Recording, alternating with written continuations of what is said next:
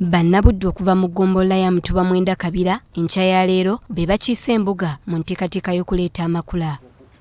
Omulangira Felix Muteesa yagabatikkudde n'abakuutira okuba abasaale mu kunyweza ebyokwerinda nga baba bulindaala ne gavumenti weena abasangira.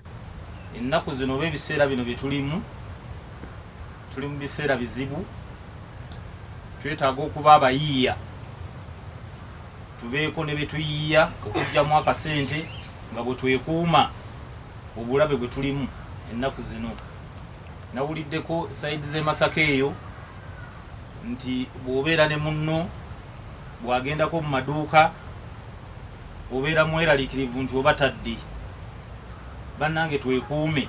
Omulangira Muteesa asabye abazadde okufuba okunnyikiza mu baana obuwangwa n'ennono bakule nga bamanyi obuvo bwabwe.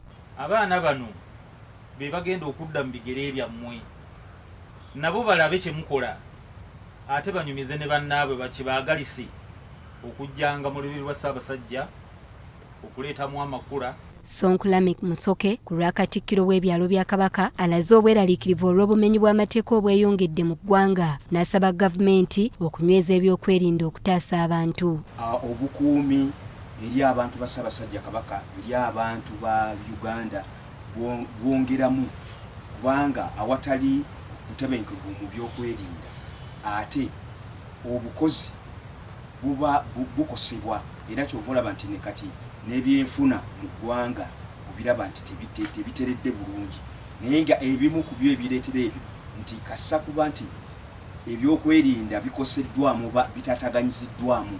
Omwami w'eggombolola ya Mutuba Mwenda Kabira Ssaalongo Mugagga Tangaaza yeebazizza omuterego olw'enteekateeka ez'enkulaakulana z'ateekawo okukulaakulanya abantu be era awezenga bw'agenda okulafuubana okulaba nga batuukiriza obuvunaanyizibwa bwe yabakwasa. Era Mukama wange nsaba ng'ozzeeyo ntusuuba kanti okusimba kwe tulina kwa nsusso okulaba nti Ssaabasajja yatulowoozaako ng'eggombolola okutuwa entambula eyo tuli beetegefu kumuweereza okutuusa lw'alisimba nti tuwuule.